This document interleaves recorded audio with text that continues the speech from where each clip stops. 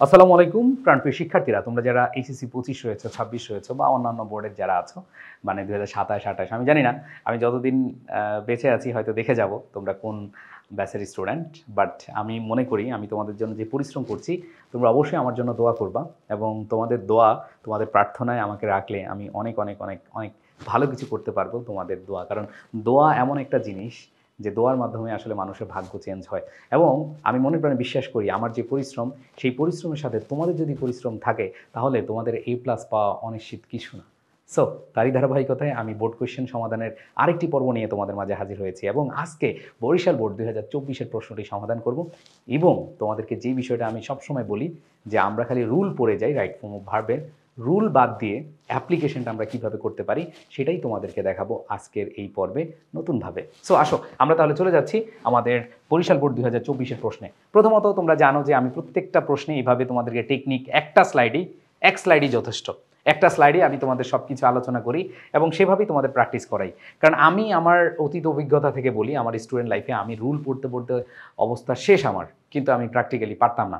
But একটা সময় যখন দেখলাম যে না, রুলের চেয়ে প্র্যাকটিস অনেক ইম্পর্টেন্ট, রুলের চেয়ে অ্যাপ্লিকেশন অনেক ইম্পর্টেন্ট, তখন আমি বুঝতে পেরেছি যে না, ইয়েস, আমাকে ওইভাবে পড়তে হবে। আসো আমি তাহলে তোমাদেরকে নিয়ে যাচ্ছি আমাদের মেইন আলোচনায়। বরিশাল বোর্ড 2024-এর যে প্রশ্নটি আছে রাইট ফর্ম অফ ভার্বের, সেটা হচ্ছে আমরা এখন প্র্যাকটিস করব। ওকে, সো দেখো সবাই একটু খেয়াল করে দেখো, টাইগার্স নো অ্যাজ, খেয়াল করে দেখো বাক্যের শুরুতেই আমাদের যে সাবজেক্টটা আছে এটা প্লুরাল আছে, আর এখানে নো আছে।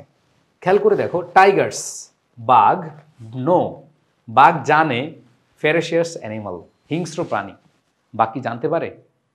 নাকি বাঘকে বলা হয়, বাঘকে জানা হয়, এরকম হয়? কি সে বলতে পারে না, সে জানতে পারে না, দ্যাট মিনস এটা কি প্যাসিভ মুডে হবে। আর প্যাসিভ মুড হলে দেখো তোমাদেরকে আমি যদি শর্টকাট নিয়মে নিয়ে যাই, প্যাসিভ মুড হলে আমাদের এম ইজ আর এরপরে B3 বসে, প্রেজেন্ট টেন্সে M is R plus B3 বসে। অবশ্যই বাঘ এটা প্রেজেন্ট টেন্সে হবে, কারণ বাঘ হিংস্র প্রাণী ছিল, এখন হিংস্র প্রাণী নেই, এরকম কিছু আছে না, এরকম কিছু না, কিন্তু এটা বর্তমান কাহিনী। যেহেতু বর্তমান কাহিনী, এখনও সেই হিংস্র, আগেও ছিল, দ্যাট মিনস এটা বর্তমানের কাহিনী। এই জন্য আমাদের কি বাঘের সাথে টাইগার্স সাথে এম হবে না, ইজ হবে না, আর হবে। কারণ আমি বলেছিলাম শুরুতেই যে টাইগার্স এটা হচ্ছে প্লুরাল, তার মানে অবশ্যই কি হবে, টাইগার্স আর নোন, প্যাসিভ হবে। কি হবে? প্যাসিভ হবে। তার মানে প্যাসিভ ভয়েস হিসেবে tigers are known as ferocious animal, মানে হচ্ছে হিংস্র প্রাণী। বাট দে হার্ডলি, দে, খেয়াল করে দেখো এইখানে আমরা যে জিনিসটা খেয়াল করব, I we you they plural, এদের সাথে ভার্বের বেস ফর্ম বসে, আর হি শি ইট সিঙ্গুলার, এদের সাথে S/S ফর্ম বসে। সো আমরা এখানে দেখতে পাচ্ছি দে আছে, কি আছে? দে। দে হচ্ছে প্লুরাল, আর দে যেহেতু প্লুরাল অবশ্যই ভার্বে কি হবে, বেস ফর্ম বসবে। তাহলে they hardly kill any animal when they are not hungry. ঠিক আছে, তারা কদাচিৎ হত্যা করে অন্যান্য পশুদের বা প্রাণীদের, when they are not hungry মানে হলো তারা যখন ক্ষুধার্ত থাকে না, তারা খুব কম প্রাণীকে, কদাচিৎ, একবার নেই বললেই চলে, তারা হত্যা করে না। তার মানে এটা অ্যাক্টিভে আছে, এই জন্য কী হবে, they hardly kill any animal when they are not hungry. Usually আমরা জানি হচ্ছে, ইউজুয়ালি হচ্ছে present indefinite tense. The tigers, tigers হচ্ছে প্লুরাল, আর আমরা জানি প্লুরাল থাকলে ভার্বের কি হয়, দেখো আবার একটু দেখাই দিচ্ছি, তাহলে তোমরা বুঝবা যে I we you they plural এগুলো যদি থাকে তাহলে আমাদের অবশ্যই কি ভার্বের বেস ফর্ম হবে। তার মানে হচ্ছে usually the tigers reside in deep forest, তারা বাস করে কোথায়? ডিপ ফরেস্ট, একেবারে গহীন জঙ্গলে। ঠিক আছে, এরপরে আসো, দে আর হার্ডলি, এই যে আর, একটু খেয়াল করে দেখো, তোমাদেরকে প্রথম যে শূন্যস্থানটা দেখাইছি এম ইজ আর, এদের পরে যদি ভার্ব আসে হয় সেটা আইএনজি হয়, না হলে B3 বসে। এই যে এম ইজ আর হয় আইএনজি হয় প্লাস B3 হয়।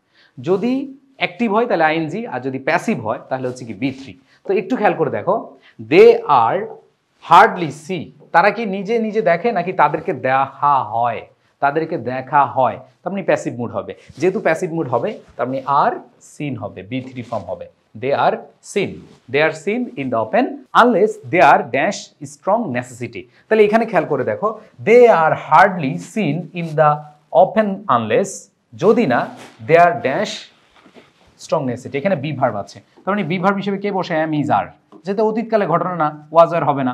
এখন কথা হচ্ছে এই strong necessity, that means singular আছে, মনে রাখবা হেয়ার, দেয়ার, সাম, ঠিক আছে, পার্সেন্টেজ, এদের পরে সাবজেক্ট অনুযায়ী ভার্ব বসে। এই যে এখানে আই স্ট্রং নেসেসিটি, সিঙ্গুলার আছে, যেহেতু সিঙ্গুলার আছে তাহলে অবশ্যই আমাদের অ্যান্সার কি হবে? ইজ হবে।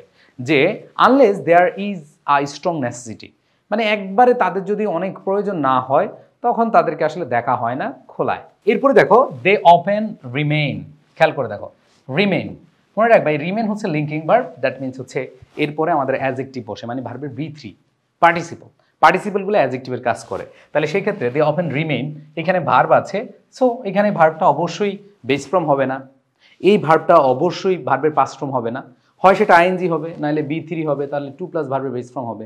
সো আমরা জানি এখানে রিমেইন এরপরে অবশ্যই অ্যাডজেক্টিভ বা পার্টিসিপল বসে, তো সেই ক্ষেত্রে আমাদের অ্যান্সার কি হবে? হিডেন, লুকায়িত বোঝাচ্ছে।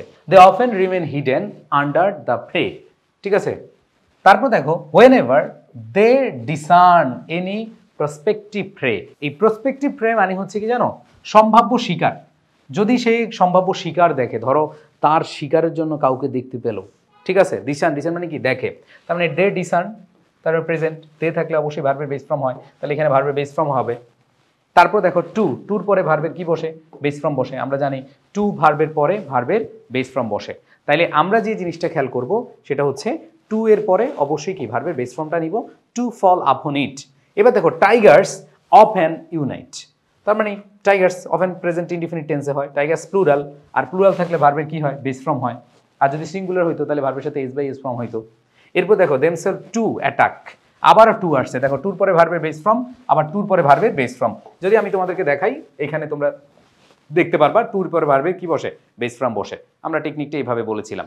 তাহলে এখানে আমরা যে জিনিসটা বলবো যে themself to falls to fall, এখানে টু প্লাস ভার্বের বেস ফর্ম।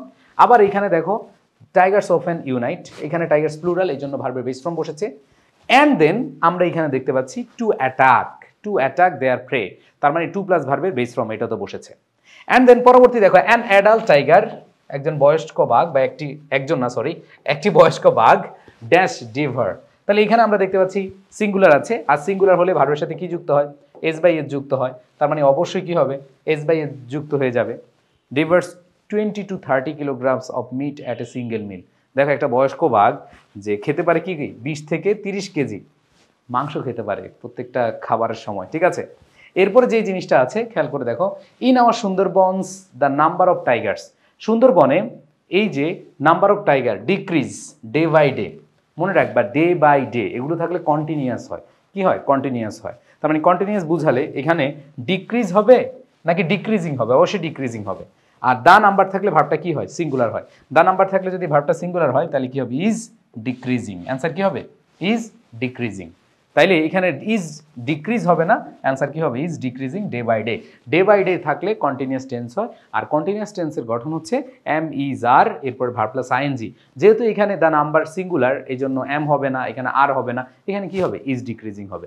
বুঝাতে পেরেছি? আশা করি সবাই এটা ক্লিয়ার। এবার আসি আমরা পোচিং। পোচিং মানে হচ্ছে চোরাচালান, অ্যান্ড ইলিগাল ট্রাফিকিং, অবৈধ পাচার ড্যাশ, এখানে বি ভার্ব চেয়েছে। বি ভার্ব মানে কি? এম ইজ আর ওয়াজ আর। তো আমরা কাকে নিব?